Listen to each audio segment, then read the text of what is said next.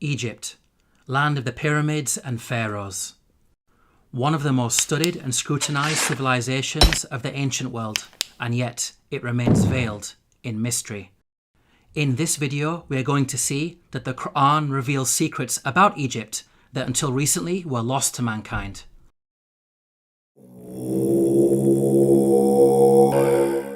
Pharaoh was a tyrant in Egypt, enslaving and persecuting the children of Israel.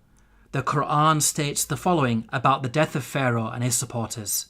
فما بكت عليهم السماء والأرض وما كانوا منظرين. Note the words, heaven and earth wept not for them. A recently unearthed pyramid text has granted us new insights into the meaning of this verse. The pyramid text reads, "The sky weeps for you, the earth weeps for you, when you ascend to heaven as a star." Here, the pyramid text praises Pharaoh, claiming that upon his death he will ascend through the sky and claim supremacy of the heavens by becoming a star. We can see that the Qur'an quotes the pyramid text directly in its rebuttal of Egyptian adulations of Pharaoh. What's amazing is that knowledge of the ancient Egyptian language of hieroglyphics was lost to mankind at the time the Qur'an was revealed. It wasn't until the discovery of an artifact known as the Rosetta Stone in the 18th century, over 1,000 years after the revelation of the Qur'an, that mankind has been able to fully decode the hieroglyphics.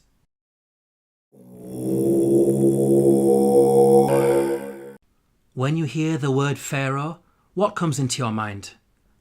Most people think of the supreme ruler of Egypt. This is correct, but the word did not always refer to the supreme ruler.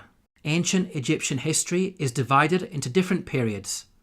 The word Pharaoh, Egyptian Perah, had different meanings depending on the period of Egyptian history. Historically, the word Pharaoh only started being used as a title for the supreme ruler much later in Egyptian history, during the New Kingdom period. Before this, the word meant great house and was used to refer to the royal palace. The Encyclopedia Britannica states, Pharaoh, originally the royal palace in ancient Egypt. The word came to be used for the Egyptian king under the New Kingdom. Let's now analyze the Qur'an's accounts about Egypt in light of these historical facts. Like the Bible, the Qur'an discusses the prophets Joseph and Moses, who both spent time in Egypt. Joseph is dated by scholars to either the Middle Kingdom or Second Intermediate period, well before Pharaoh meant ruler. In the story of Joseph, the Qur'an repeatedly uses the word king to refer to the ruler of Egypt. He is never once called Pharaoh. Moses is dated by scholars to the New Kingdom period. In the story of Moses, the Qur'an repeatedly calls the ruler Pharaoh. He is never called king. We can see that the Qur'an is accurate in its use of language when it comes to describing the leader of Egypt at different periods in its history.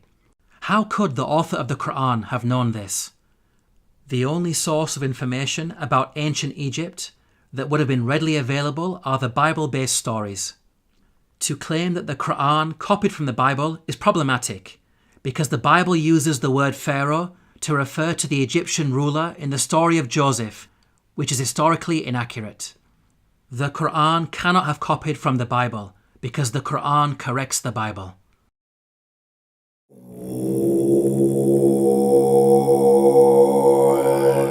The Bible explicitly states that at the time of the Exodus, the Israelite men were vast in number.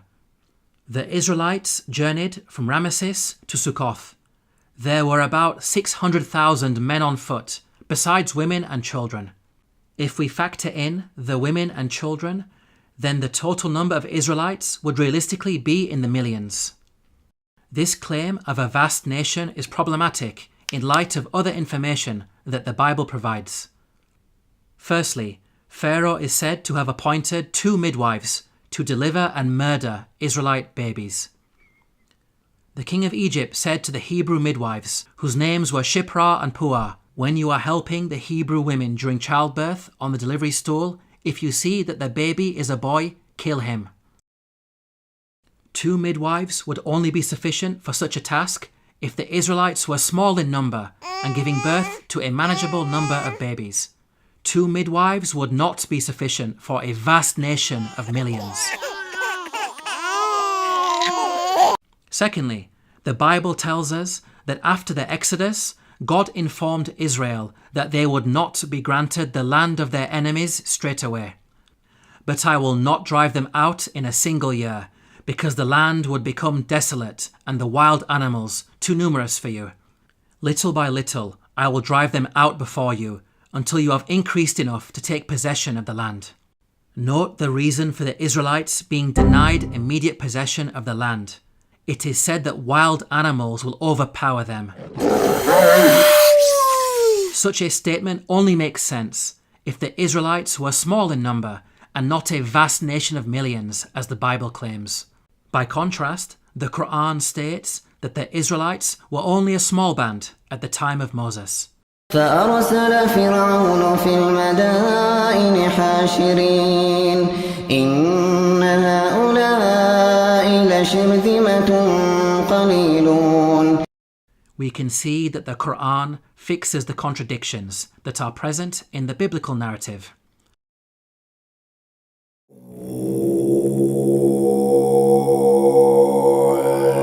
The Qur'an states that the punishment of crucifixion was used in ancient Egypt from the time of Moses all the way back to the time of Joseph.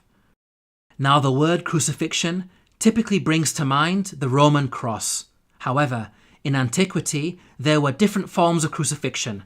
Professor of Archaeology David Chapman wrote, "In studying the ancient world, the scholar is wise not to differentiate too rigidly the categories of crucifixion, impalement, and suspension. Hence, any study of crucifixion conceptions in antiquity must grapple with the broader context of the wide variety of penal suspension of human beings. The Arabic words translated as crucified in the Quranic verses all contain the root word solaba. Arabic dictionaries state that this root carries a number of meanings, including to harden or stiffen and to extract oily matter from bones. This word does not only mean death by being hung on a Roman cross.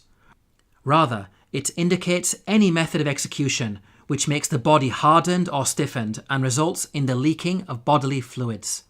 So, impalement, suspension, and the Roman cross are all included without making any distinction. Archaeological evidence shows that the ancient Egyptians used to crucify people by impalement on a stake. The following entry is taken from an Egyptian-German dictionary of hieroglyphics. Note the hieroglyph which depicts an impaled man. This is a punishment that was used throughout the different periods of ancient Egypt. The Abbot Papyrus is dated to the New Kingdom period. It mentions an oath that includes impalement. He took an oath on pain of being beaten and of being impaled. The earliest evidence for crucifixion by impalement is Papyrus Bulaq 18, which is dated to the early Second Intermediate period. It states, "A bloodbath had occurred with wood. The comrade was put on the stake." We can see that crucifixion by impalement on a stake was carried out during the New Kingdom period, and at least as far back as the Second Intermediate period. These time periods cover both Moses and Joseph, which shows that the Qur'an is historically accurate. As well as mentioning crucifixion, the Qur'an also narrates the following threat of mutilation made by the Pharaoh of Moses. لأقطعن أيديكم وأرجلكم من خلاف ولأصلبنكم أجمعين. Historically, we know that capital punishment in ancient Egypt became more severe with the advent of the New Kingdom period, which is the time of Moses. In fact, the specific punishment of mutilation is primarily associated with the New Kingdom period. For example, the Turin Judicial Papyrus records, persons to whom was done punishment by severing their nose and ears on account of them ignoring the good instruction said to them. These details about crucifixion and mutilation are missing in the Bible. There is a Jewish commentary, the Midrash Shemot Rabbah, which mentions Pharaoh threatening Moses with burning and crucifixion. But this is a much later work that was composed centuries after the Qur'an was revealed.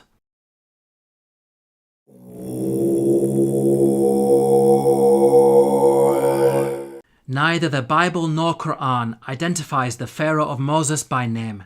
We can use the details provided in the scriptures to try to identify the Pharaoh. Both scriptures speak of the Israelites being taken into slavery before the birth of Moses. The use of Semites for slave labour occurred only during the New Kingdom period. So, we can place Moses somewhere in the New Kingdom period. This gives us a list of 33 possible pharaohs. Both scriptures also speak of an exodus of the Israelites out of Egypt. The Merneptah stele is an important artifact that contains the first explicit reference to Israel in the archaeological record. It is dated to around 1208 BCE. It discusses the land of Canaan and mentions the Israelites in relation to Canaan, indicating that the Exodus had already taken place by this date. The artifact is contemporaneous to the pharaoh Merneptah. This means that the Exodus had to take place before Merneptah, since Merneptah was alive and in power after the Exodus and not drowned in the sea. This establishes an upper boundary in the timeline of the pharaohs. From the point of view of both the Bible and Qur'an, we are now left with 18 pharaohs as candidates who may have ruled during the time of Moses. Let's now delve deeper into the biblical narrative. The Bible claims that there were 2 different pharaohs who were in power. The first died while Moses was in hiding in Midian. When Pharaoh heard of this, he tried to kill Moses, but Moses fled from Pharaoh and went to live in Midian. During that long period, the king of Egypt died. The new Pharaoh continued his predecessor's persecution of the Israelites, and it was his second Pharaoh who was later drowned when Moses crossed the sea.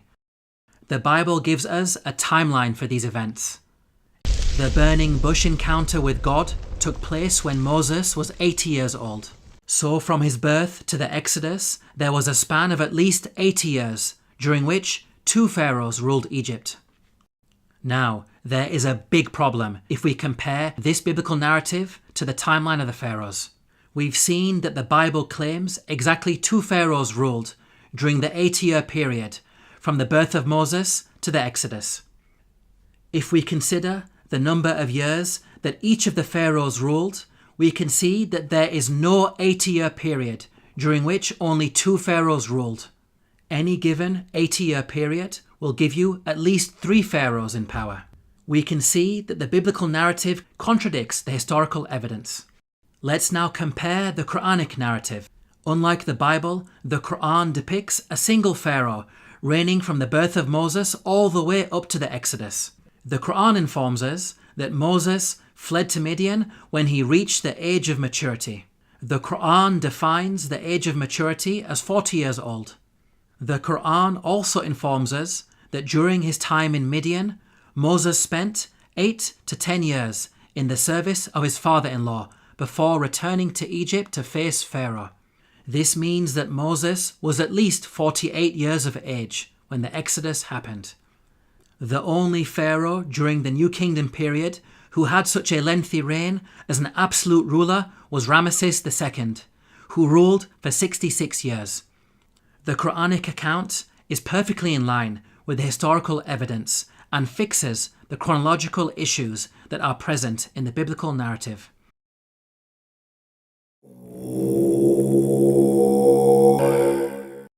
Let's now compare the life and religion of Ramesses II to the claims that the Qur'an makes about the Pharaoh of Moses. وَإِنَّ فِرْعَوْنَ لَعَالٍ فِي الْأَرْضِ وَإِنَّهُ لَمِنَ الْمُسْرِفِينَ. This claim that the Pharaoh of Moses was extravagant has been proven by archaeological discoveries, which show that Ramesses II was the grandest of the pharaohs. The archaeologist Peter Clayton wrote, "His genuine building achievements are on a Herculean scale." The archaeologist Eric Uphill wrote, "The palace of Ramesses was probably the vastest and most costly royal residence ever erected by the hand of man."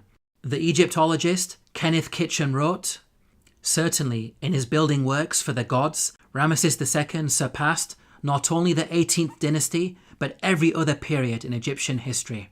With regards to the religion of the Pharaoh of Moses, the Qur'an makes the following claim. فحشر فنادى فقال أنا ربكم الأعلى. The Qur'an states that the Pharaoh of Moses was arrogant, exalting himself to the position of God. Modern archaeological discoveries have proven this to be true. Ramesses II built the great temple at Abu Simbel to honour himself. Its entrance is flanked by 4 colossal statues of Ramesses II, which dwarf the statue of Ra Horakti, god of the horizon, located above it. This temple also contains an image of Ramesses II making a sacrifice to his divine self.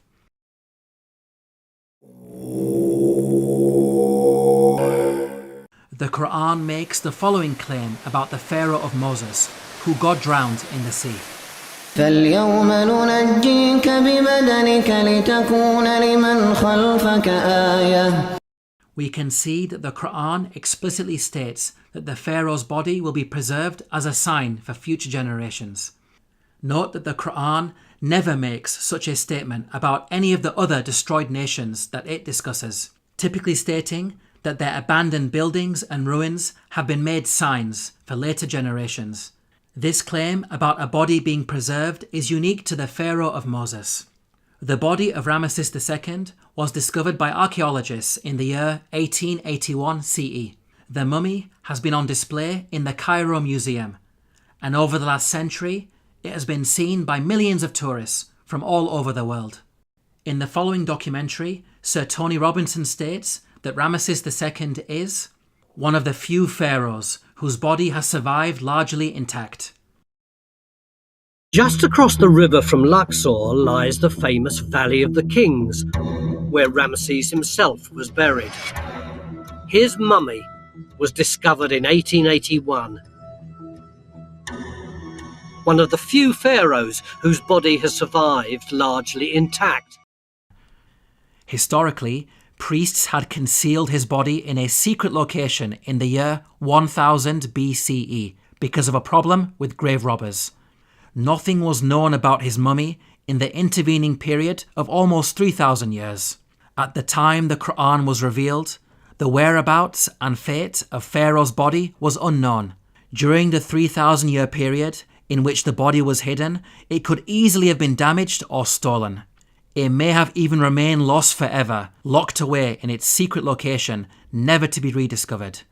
If you think about it, these statements in the Qur'an are not only historically accurate, but also represent quite a bold prophecy.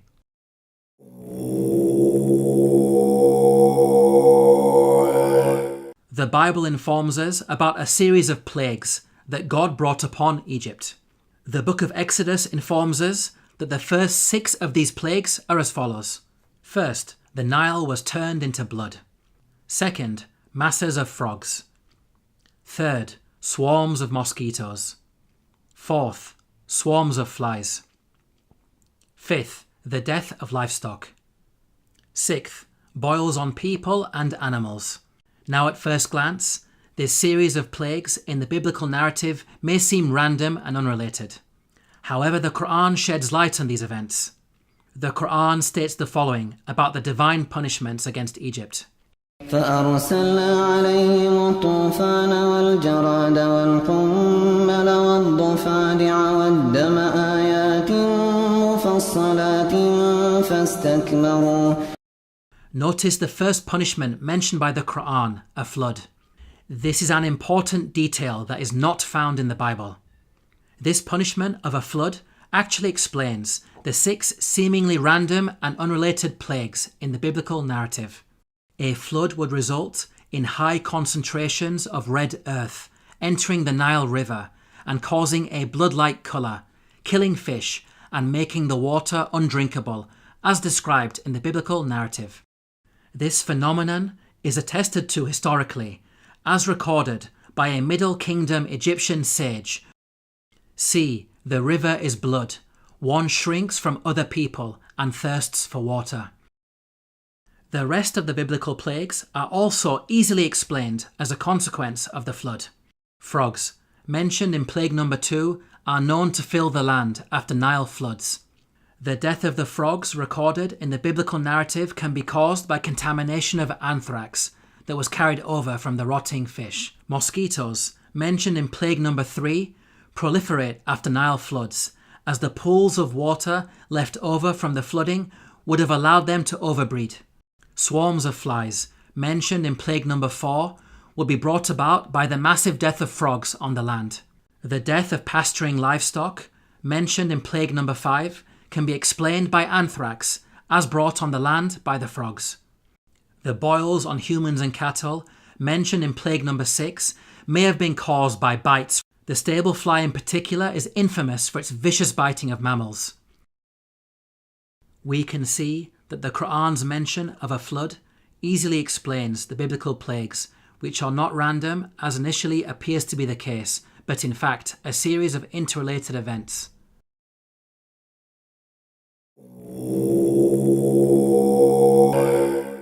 The Qur'an mentions the following incident about Joseph while he was in Egypt.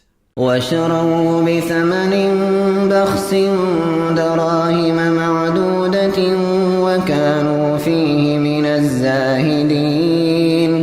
Here the Qur'an states that Joseph was sold for a paltry price.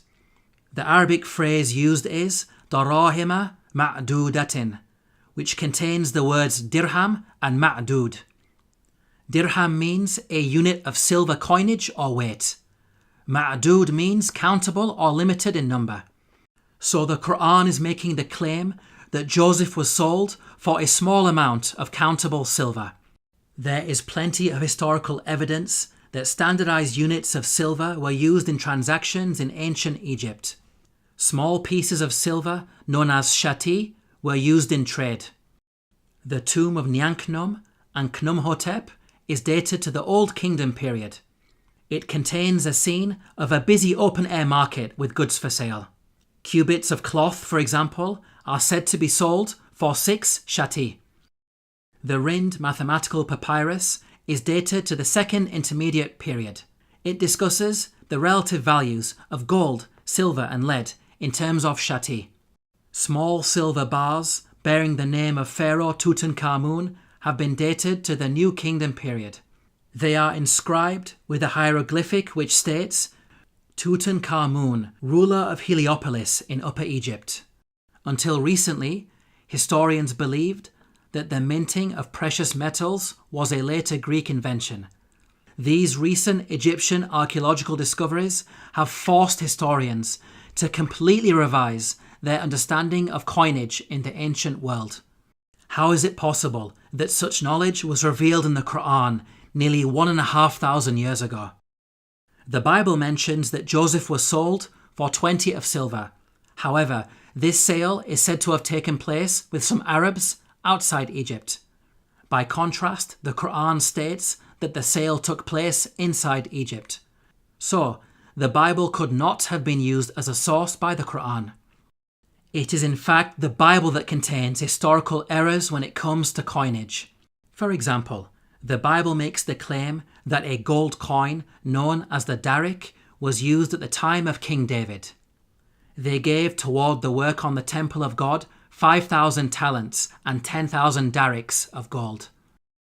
As historians point out, the darik is named after the Persian leader Darius the Great, who lived hundreds of years after King David.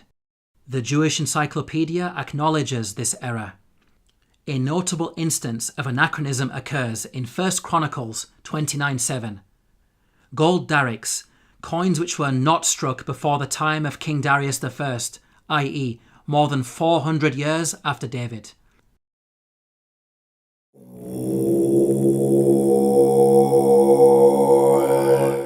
The Qur'an narrates the following conversation between the Pharaoh of Moses and an individual referred to as Haman. وقال فرعون يا هامان ابن لي صرحا لعلي أبلغ أسباب السماوات فأطلع إلى إله موسى وإني لأظنه كاذبا. Here Pharaoh commanded Haman to build a tower that would allow him to reach the heavens. It's important to understand that Pharaoh's intention was not to literally scale a tower to reach the sky. Rather, it's a reference to the Egyptian belief that after death, the Pharaoh would ascend from earth to heaven, taking his place among the gods. As we covered earlier, the author of the Qur'an had an awareness of ancient pyramid texts that detailed such beliefs. Egyptian monuments housed the bodies of dead pharaohs. These monuments acted as a bridge between this world and the next. They were filled with religious writings that served as instructions to help the dead pharaoh ascend to the heavens. Hence, the person in charge of constructing such a monument for Pharaoh would not only need to be skilled in architecture, but also highly knowledgeable in religion, a builder-priest of sorts. Let's now turn to history to see if we can identify an individual known as Haman, who was both a builder and a priest. Earlier we concluded that Ramesses II was the pharaoh at the time of Moses, so we will focus on this time period. A block statue in the Egyptian Museum of Munich contains a biographical account of the life of a high priest named Baken Khonsu. In his own words he states, "I am one truly reliable, useful to his Lord, who performs beneficent deeds within his temple. I being principal chief of works in the estate of Amun, I erected obelisks of granite stone whose tops reach to the sky." Here, Baken Khonsu tells us that he served the pharaoh in two ways, first by performing rituals in the temple, and second as chief architect. In fact, Baken Khonsu was an architect extraordinaire, being one of the greatest in all of ancient Egypt. He is responsible for constructing the Temple of Amun at Karnak, a monument that remains one of the largest religious structures ever created by man. With regards to the priesthood, Baken Khonsu informs us that he had a very long and illustrious career. "I was a third prophet of Amun for 15 years. I was a second prophet of Amun for 12 years. He appointed me high priest of Amun for 27 years. Here Baken Khonsu is stating that he served the god Amun throughout his priestly career. Amun is the name of an Egyptian deity who rose to prominence during the New Kingdom period. By the time Baken Khonsu died, he had been a priest for many decades, having served Ramesses II as high priest throughout his reign. Both Ramesses II and Baken Khonsu were contemporaries who died around the same time. What about the Qur'an's mention of Haman? How does it relate to Baken Khonsu? Baken Khonsu referred to himself by the title High Priest of Amun. The actual phrase in the hieroglyphics is Ham, Nata, Tapi, Amana. The word Ham literally means servant, and Amana is how you articulate the name of the god Amun in Egyptian. Baken Khonsu was Ham Amana, meaning servant of Amun. The Qur'an's mention of Haman may be simply an Arabized version of the Egyptian Ham Amana. Let's now summarize the main points about Baken Khonsu. He was a senior-ranking figure under Pharaoh Ramesses II, acting as both high priest and chief architect. He served in the temple of the god Amun and thus had the title Ham Amana. It is clear that all of the historical evidence fits perfectly with the Quranic narrative. Now it's important to point out that the Bible also mentions a Haman, but the resemblance is only in name. The biblical Haman served under a Persian king and bears no relation to the Quranic Haman of Egypt. Yet again, these are details that are completely missing in the biblical narrative. In this video, we have seen that the Qur'an has a remarkable insight into many facets of ancient Egypt, revealing long-lost knowledge while also correcting the Bible. Claims that the author of the Qur'an copied from the Bible are clearly rubbished in light of such facts. The Qur'an boldly declares its origins. تنزيل الكتاب لا ريب فيه من رب العالمين. To learn more about the miracles of the Qur'an, Please download your free copy of the book, The Eternal Challenge, at the link below.